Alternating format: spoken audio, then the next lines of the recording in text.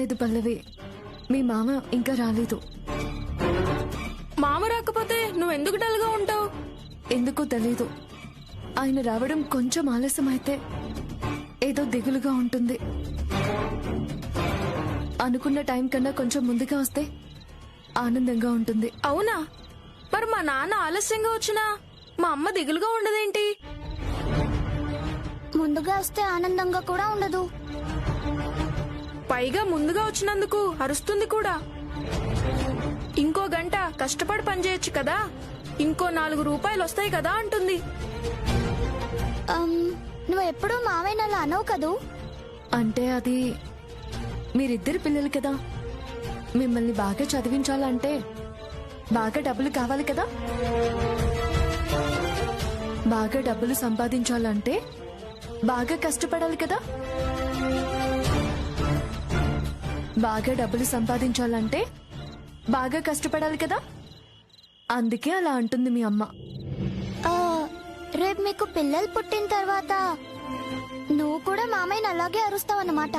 అవును, మీకు రేపు స్కూల్ ఉందా లేదా? ఉంది. అయితే వెళ్ళి పడుకోండి, పొద్దుపోతుంది కదా, మళ్ళీ పొద్దున్నే లేవాలి కదా. వెళ్ళండి, బాయ్. సరే అత్తా. అలాగే అత్త, bye, good night. Bye.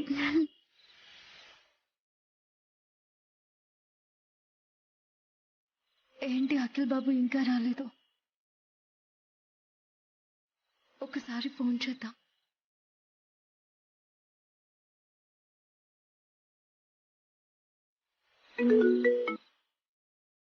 Hello. Hello Akhil బాబు. చెప్పు శ్యామా. రైల్లో ఉన్నారా? లేదు, చెప్పు. నేను చెప్పడం కాదు, మీరే చెప్పాలి. ఏంటి లేట్ అయింది? వస్తున్నాను, 5 నిమిషాల్లో ఉంటాను. Hello hello. మీరు ఆడుకుంటూ ఉండండి, నేను ఇప్పుడే వస్తాను. ఓకే. సరే. మళ్ళీ మళ్ళీ మళ్ళీ మళ్ళీ ఇలా లేనాను. మళ్ళీ చేయి. సరే.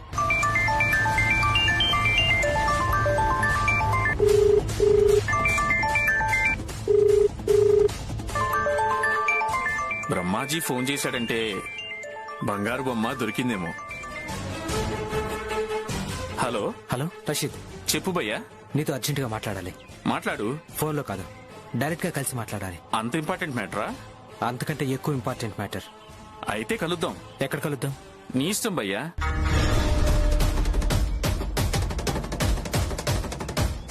ఓకే. ఓకే భయ్యా. 5 minutes లో అక్కడ ఉంటాను.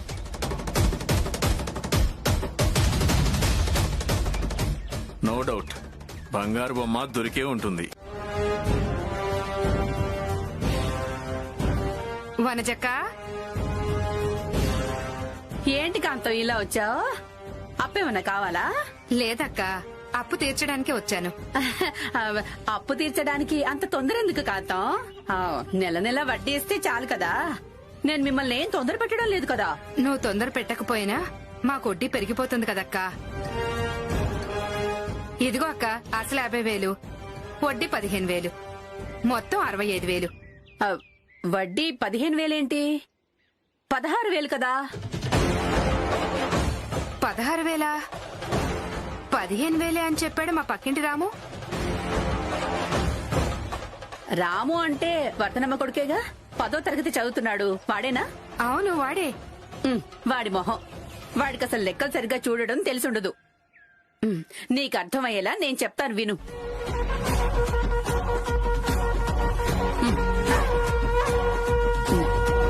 అదిగో, నువ్వు తీసుకుంది 50,000. తీసుకొని 6 నెలలయింది. 6 నెలలకి 5 రూపాయల వడ్డీ చొప్పున ఇదిగో 16,000 అవుతుంది.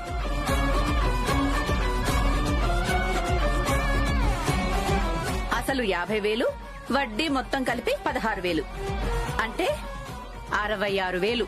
అవునా? మరి రాముగాడేంటి 15,000 అని చెప్పాడు? పిల్లాడు కదా, పొరపాటు పడి ఉంటాడులే. ఆ పిల్లలు పొరపాటు పడలేదు వదినా, కరెక్ట్ గానే లెక్క పెట్టారు.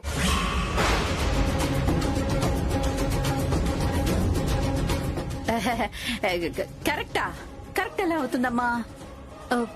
చూపిస్తాను చూడండి. మీ దగ్గర తీసుకుంది అసలు 50,000. 5 రూపాయల వడ్డీ చొప్పున 6 నెలలకి 15,000 అవుతుంది. చూడండి. అవును, 15,000. మరి నా ఫోన్లో ఏంటి 16,000 చూపించింది?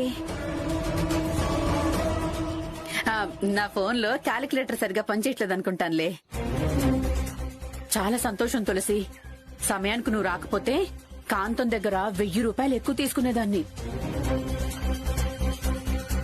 ఆ పాపం నాకు తగలకుండా నువ్వు వచ్చి కాపాడావు. నువ్వు వెళ్ళి పని చేసుకోమ్మా, వెళ్ళు. అలాగే వదినా. దొరికినట్టే. నట్టే అంటే నువ్వు ఆ బంగారు బొమ్మని చూసావా? కళ్ళారా చూశాను. చూడ్డమే కాదు, మాట్లాడాను కూడా. మాట్లాడడమే కాదు బాస్, ఇక నుంచి రోజు మాట్లాడుతూనే ఉంటా. అవునా? ఎక్కడ చూసావు? ఆ అమ్మాయిని ఎక్కడ చూసావు? అది మాత్రం చెప్పను. ఏ చెప్తే ఏమవుతుంది? ఏమైనా కావచ్చు. అంటే నువ్వు ఆ అమ్మాయి అడ్రస్ చెప్తే నేను ఆ అమ్మాయిని కిడ్నాప్ చేసి తీసుకెళ్లి మన బాస్ కి ఇచ్చి డబ్బులు నేను ఒక్కడే నొక్కేస్తాను అనుకుంటున్నావా? అలా తీసుకెళ్ళినా మన బాస్ ఒప్పుకోడు కదా. ఆ అమ్మాయి ఇష్టపూర్వకంగా తన దగ్గరికి రావాలని చెప్పాడు కదా. అందుకే ఆ అమ్మాయి అడ్రస్ నీకు చెప్పను అంటున్నాను. నీకు అమ్మాయిని ఎలా హ్యాండిల్ చేయాలో తెలీదు. ఆ అమ్మాయి నీ దారికొచ్చే వరకు ఓపిగ్గా వెయిట్ చేయటం నీ వల్ల కాదు. అదే నేననుకో, జాగ్రత్తగా అమ్మాయితో మాట్లాడుతూ రోజు రోజుకి పరిచయాన్ని పెంచుకుంటూ మెల్లిగా దారిలోకి తీసుకొస్తాను. ఓకే, నువ్వు ఎలాగోలా అమ్మాయిని దారిలోకి తీసుకురా. వీలైనంత తొందరగా మనం ఆ అమ్మాయిని తీసుకెళ్లి బాస్ కి అప్పగించామంటే మన చేతుల్లో లక్షలకి లక్షలు వచ్చి పడతాయి. వచ్చిన దాంట్లో 50% నాకివ్వాలి. 50%? కుదరదు. కుదరదా? 50% నీకివ్వడం కుదరదు. 60% నీకిస్తాను. 40% మాత్రమే నేను తీసుకుంటాను. ఎందుకంటే ఎక్కడుందో కనిపెట్టింది నువ్వే కదా. నేను జస్ట్ ట్రాన్స్పోర్ట్ చేస్తున్నాను అంతే.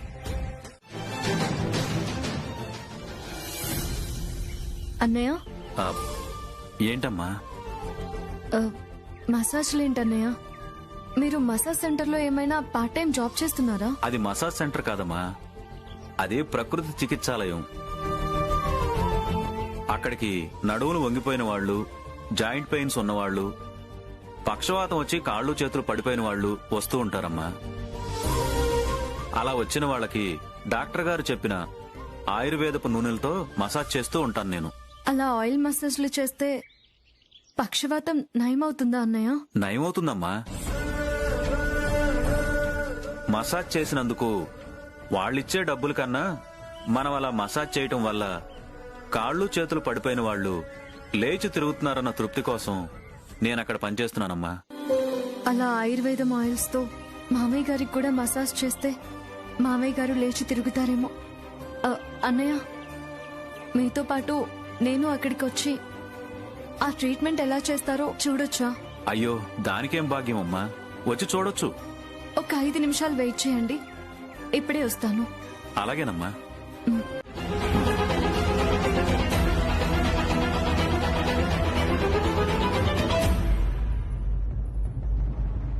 ఎప్పటి నుంచి మీకు ఆయాసం వస్తుందన్నయ్య? 4-5 నెలలుగా వస్తుందమ్మా. కొంచెం కష్టమైన పని చేసినప్పుడు ఇలా ఎక్కువగా ఆయాసం వస్తుంది. అయితే ఇప్పటి నుంచి మీరు కష్టమైన పని మానేయండి అన్నయ్య. నేను మానేసినా మీ వదిన మానేయనివ్వదు కదమ్మా.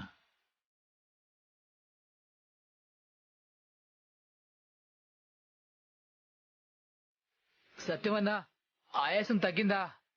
మొదలు పెడదామా? అలాగే. అన్నయ్య, మీరు కాసేపు అలా కూర్చోండి. మసాజ్ చేయకుండా ఇలా కూర్చుంటే వాళ్ళు ఊరుకోరు కదమ్మా. అయితే మీ బదులు నేను చేస్తానులే. నువ్వా? ఏ, ఈ అన్నయ్య కోసం ఆ మాత్రం చేయకూడదా?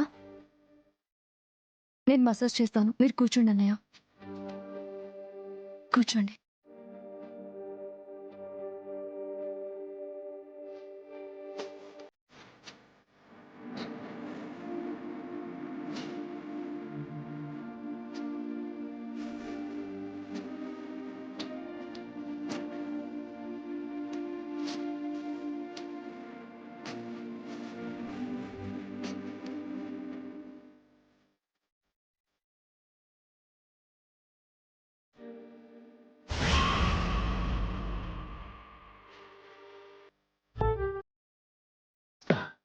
అబ్బా, హాయిగా ఉంది సత్యవన్న. ఇప్పుడు నొప్పులు కొంచెం కుదుట పడ్డాయి. అది అక్కడే నొప్పులు మొత్తం తగ్గిపోయాయి సత్యవన్న. మీరు? నేనేనండి, సత్యం గారి చెల్లెల్ని. ఓహో, మా అన్నయ్య కొంచెం ఆయాసంగా ఉంటే నేను మసాజ్ చేస్తున్నాను. చాలా బాగా చేసావమ్మా. నీ చేతిలో ఏదో సంజీవిని ఉన్నట్లుంది. ఆ ధనవంతరి కరుణ నీ మీద బాగా ఉన్నట్లుంది. అందుకే నెల రోజులుగా తగ్గన్న ఒళ్ళు నొప్పులు 5 నిమిషాల్లో తగ్గిపోయాయి. నా అనుమానం నువ్వు మారు వేషంలో ఉన్న ఓ ఆయుర్వేద డాక్టర్ అయి ఉంటావు. అదేం కాదండి, మా ఊర్లో శివయ్య గారు, శేషయ్య గారు అని ఆయుర్వేద వైద్యులున్నారు. వాళ్ళిలా తైలాలతో మర్దనాలు చేసి వైద్యం చేయడం అనేది నేను చిన్నప్పటి నుంచి చూస్తూ పెరిగాను. ఏదైతే ఏంలేమ్మా, మొత్తానికి నాకు వైద్యం చేసి నా నొప్పులు తగ్గించావు. సంతోషం తల్లి. ఇంకా వారం 10 రోజులు ఇక్కడ ఉండాల్సి వస్తుందేమో అనుకున్నాను. నీ పుణ్యవాణి.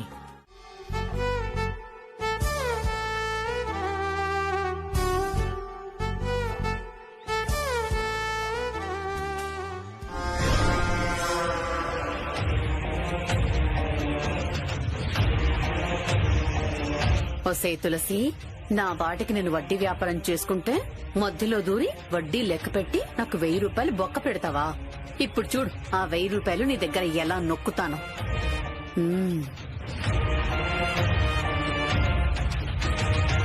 అమ్మా తులసి, ఏం చేస్తున్నావు అమ్మా? ఏం లేదు వదిన గారు, ఆయన డ్యూటీకి వెళ్ళడానికి రెడీ అవుతున్నారు. నేను టిఫిన్ రెడీ చేస్తున్నాను. అవునా?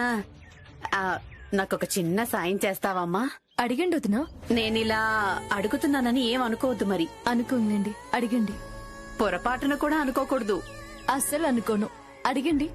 నిన్ను నా సొంత ఆడపడుచులా భావించి మొహమాట పడకుండా అడిగేస్తున్నాను. అలాగే అనుకుని అడిగండి. ఏం లేదమ్మా, రేపు బోనాలు కదా. కొత్త చీర కట్టుకుని బోనాలు ఎత్తుకెళ్లటం నాకు అలవాటు. షాపుకెళ్లి కొత్త చీర కొనుక్కుందామంటే నాకు కుదరడం లేదు.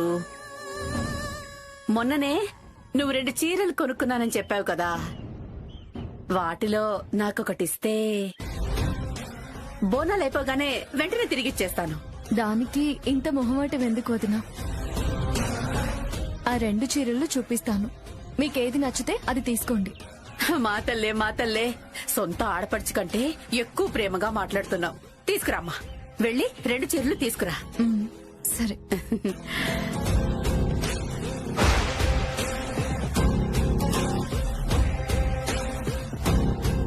ఇవిగో చూడండి, ఇవిగోండి.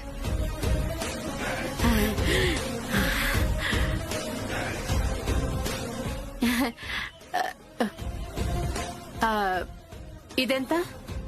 800. 800? మరి ఇదెంత? 1000 రూపాయలు. 1000 రూపాయలా? చాలా బాగుంది, చాలా బాగుంది. ఇదిగో, ఇది తీసుకెళ్తానమ్మా. అలాగే వదినా. బోనాలు అయిపోయాక చక్కగా ఉతికి ఇస్త్రీ చేసి నా దగ్గర ఉంచుకుంటాను. నీకెప్పుడు కావాలంటే అప్పుడు అడిగే ఇస్తాను. అలాగే వదినా. ఏంటలాగే? గోడకు కొట్టిన సున్నం నా దగ్గరకు వచ్చిన వస్తువు తిరిగి రావు. వస్తానమ్మా. అసలే మా తమ్ముడు డ్యూటీకి వెళ్లే టైం అవుతోందిగా, నువ్వు తొందరగా టిఫిన్ రెడీ చేసేయ్.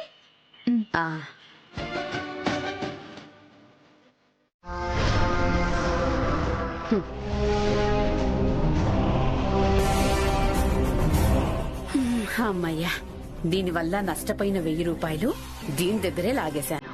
ఇప్పుడు నాకు తృప్తిగా ఉంది. నేనే పెట్టానత్తయ్య. నువ్వు పెట్టావా? ఎందుకు పెట్టావా ఐశ్వర్య? ఎందుకేంటక్క, ఇవాళ ఏంటో మర్చిపోయావా నువ్వు?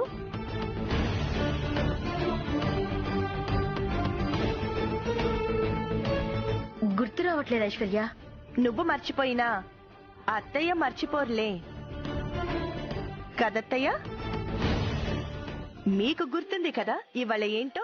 ఏంటమ్మా ఇవాళ? మీరు కూడా మర్చిపోయారా అత్తయ్య? ఇవాళ మన అఖిల్ బర్త్డే కదా.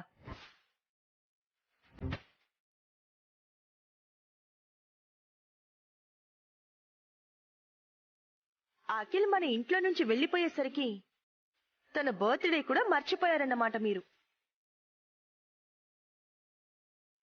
అఖిల్ బాబు ఇంట్లో నుంచి వెళ్లిపోయాడే అన్న బాధలో, మావయ్య గారికి ఇలా అయ్యిందే అన్న బాధలో బర్త్డే మర్చిపోయి ఉంటారు. పోయిన సంవత్సరం అందరం కలిసి అఖిల్ బాబు బర్త్డే ఎంత బాగా చేశాం.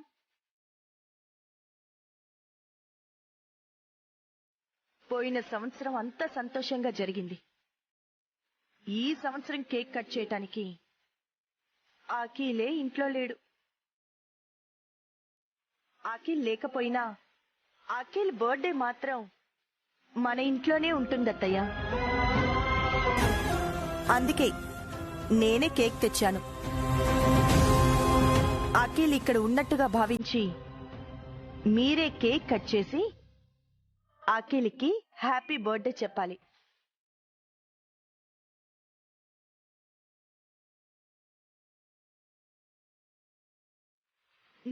తీసుకోండి అత్తయ్య, కట్ చేయండి.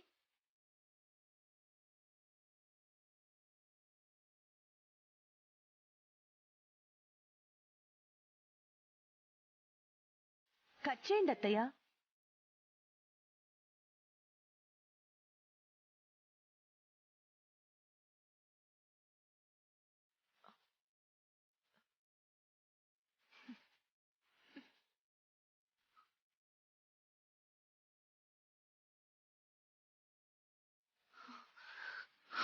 నా వల్ల కాదు ఐశ్వర్య.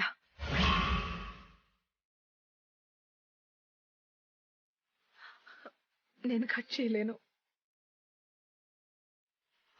అక్క, చూసావు కదా, అత్తయ్య బాధతో కేక్ కట్ చేయలేనంటున్నారు. మావయ్య గారు ఎలాగో కేక్ కట్ చేయలేరు. ఆ పెద్దదానివి, శ్యామ వాళ్ళు ఎక్కడున్న విషయం, ఆ బ్రహ్మాజీకి తెలుసున్న విషయం నాకు తెలియజేయడం కోసమే వాడు ఫోన్లో శ్యామ వాళ్ళని చూపించుంటాడు. వాళ్ల ముందు మాట్లాడడం ఇష్టం లేక ఫోన్ కట్ చేసుంటాడా, లేక రేటు పెంచడం కోసం ఫోన్ కట్ చేసుంటాడా?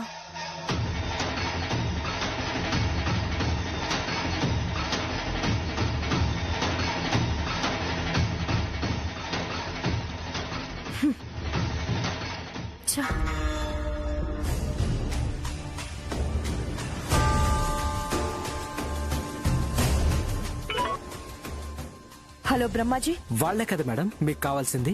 అవును వాళ్లే. వాళ్ళెక్కడున్నారు? ఒక చోటున్నారు. అదే ఎక్కడా? చెప్పను మేడం. వాళ్ళెక్కడున్నారో మీకు చెప్పను. చెప్తే మీరు ఆవేశంగా ఇక్కడికి వస్తారు. మిమ్మల్ని చూసి వాళ్ళు పారిపోతారు. వాళ్ళని పట్టుకోవడం కోసం మనం మళ్ళీ వెతుకులాడాలి. మేడం, మీకు ఒక నగ్న సత్యం చెప్తాను, వినండి. చేతికి చిక్కబోయే పిట్టకి పారిపోయే అవకాశం ఇస్తే జీవితంలో మళ్ళీ అది మనకి చిక్కదు. అందుకే వాళ్ళు ఎక్కడున్నారన్న సంగతి మీకు చెప్పను. కానీ ఆ అమ్మాయి దగ్గరున్న ఫోన్ మాత్రం ఖచ్చితంగా తీసుకొచ్చి మీ చేతుల్లో పెడతాను. ఆ ఫోన్ నా చేతికి వచ్చాక మనం రేట్ మాట్లాడుకుందాం. రేటు కుదిరితే ఆ ఫోన్ మీకిస్తాను, లేకపోతే ఆ ఫోన్ ఎవరికివ్వాలో వాళ్ళకిస్తాను.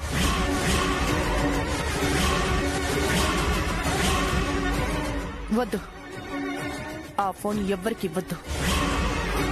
కుదురుతుంది, రేటు కుదురుతుంది. నువ్వడిగినంత నేనిస్తాను. నీకెంత కావాలో అంతిస్తాను. ఫోన్ మాత్రం నాకే ఇవ్వు. ఓకే మేడం, మీకే ఇస్తాను. ఉంటాను. Bye madam.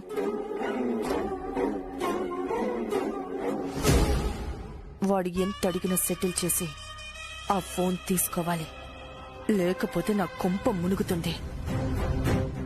ఎంత డబ్బు ఇవ్వడానికైనా ఆవిడ రెడీ అయిందంటే ఖచ్చితంగా ఆవిడకి సంబంధించిందేదో ఆ ఫోన్లో ఉండుంటుంది. చూద్దాం.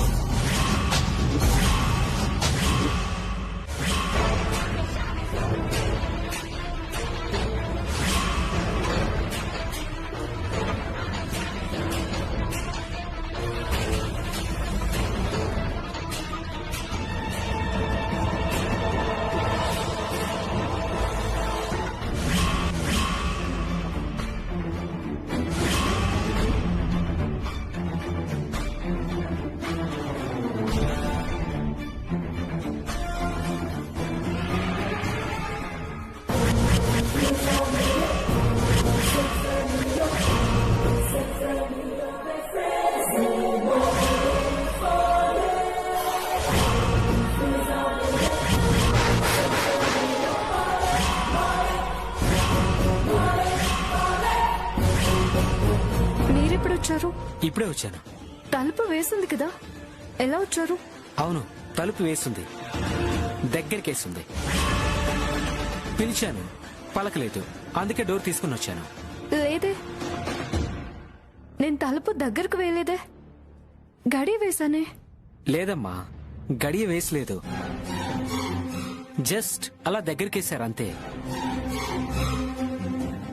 అయినా గడియ వేసున్న ఇంట్లోకి నేను ఎలా వస్తాను? నేనేం దొంగని కాదు కదా, బయట నుంచి గడియ తీసుకుని రావడానికి. చచా, మీరు దొంగ అని నేను అనడం లేదు. నువ్వన్నా కూడా నేను దొంగని కాదమ్మా. నేను రాజమార్గంలో డోర్ తీసుకుని అలా వచ్చాను అంతే. నిన్ను పిలిచాను, నీకు వినపడలేదనుకుంటా. ఎక్కడున్నావా అని చూస్తున్నాను, ఇంతలో నువ్వు వచ్చావు. మీరు నన్ను పిలిచారా? అవునమ్మా, పిలిచాను, వినపడలేదనుకుంటా నీకు. అంతే అయి ఉంటుంది. మా అక్కకి కూరగాయలు కొనడానికి వెళ్ళడం కుదరదట, అందుకని ఈ లిస్ట్ రాసిచ్చింది, మిమ్మల్ని తీసుకురమ్మంది. అలాగే, తీసుకొస్తాను. వస్తానమ్మా. అమ్మా, లోపల గడియ వేసుకోండమ్మా. ఈ మధ్య దొంగ వెధలు ఎక్కువ తిరుగుతున్నారు, ఏది కనబడితే అది పట్టుకెళ్ళిపోతున్నారు. పైగా నీ ఫోన్ అక్కడ ఛార్జింగ్ కూడా పెట్టినట్టున్నావు, జాగ్రత్త. ఒక్క నిమిషం.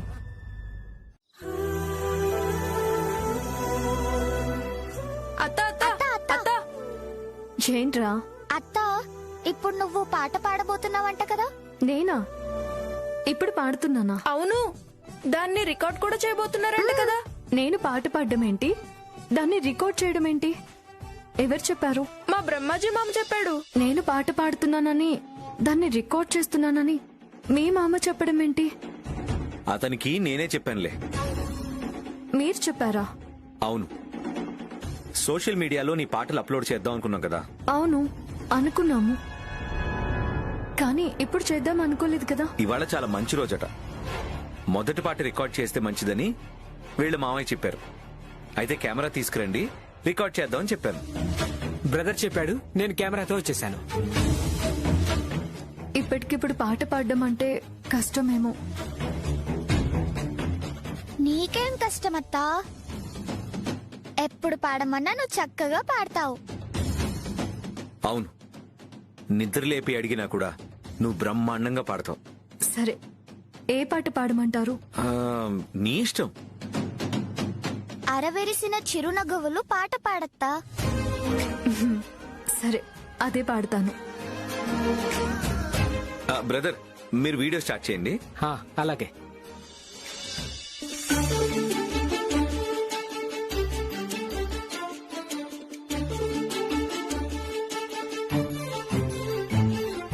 అరవిరిసిన చిరునగవులు అవి తెరిచెను ఎద తలుపులు అలలెగిసిన కలవరములు నాలో తన పరిచయ పరవశమున మది మురిసెను ప్రతి నిమిషము పదసిరులేక సరిగమలుగా మారి పిలుపులు ఏవో వినబడగానే కుహు కుహు రాగాలు నాలో వెలుగుల మోమే కుదురుగా చేరి నలుపుతూ స్నేహాలు చేసి అరవిరిసిన చిరునగవులు అవి తెరిచెను ఎద తలుపులు అలలెగిసిన కలవరములు నాలో తన పరిచయ పరవశమున మది మురిసెను ప్రతి నిమిషము పదసిరులేక సరిగమలుగా మారి పిలుపులు ఏవో వినబడగానే కుహు కుహు రాగాలు నాలో వెలుగుల మోమే కుదురుగా చేరి నలుపుతూ స్నేహాలు చేసి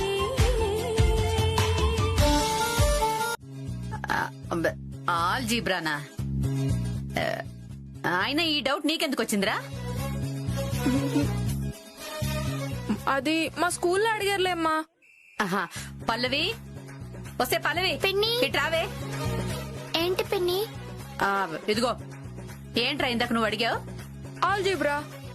అదిగో అదే ఇది. వనజ, నీకు తెలియకపోతే తెలియదని చెప్పు. పసిపిల్లల మీద నీ ప్రతాపం చూపించుకో. అమ్మా, వెళ్ళి ఆడుకోపండి. అలాగే నాన్న. వెళ్ళమ్మా.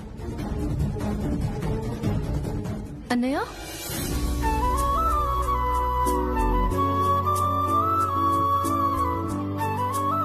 ఏంటమ్మా ఇది? మీరిలా కూర్చోండి.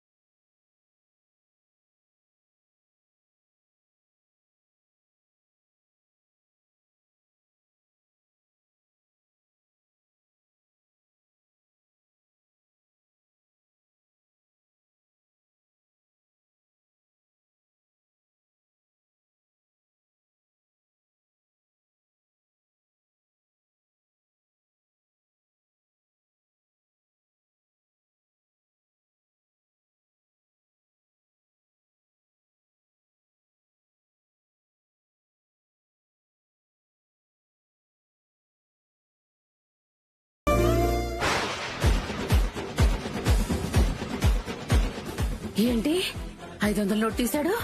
కొంప తీసి ఇచ్చేస్తాడా ఏంటి?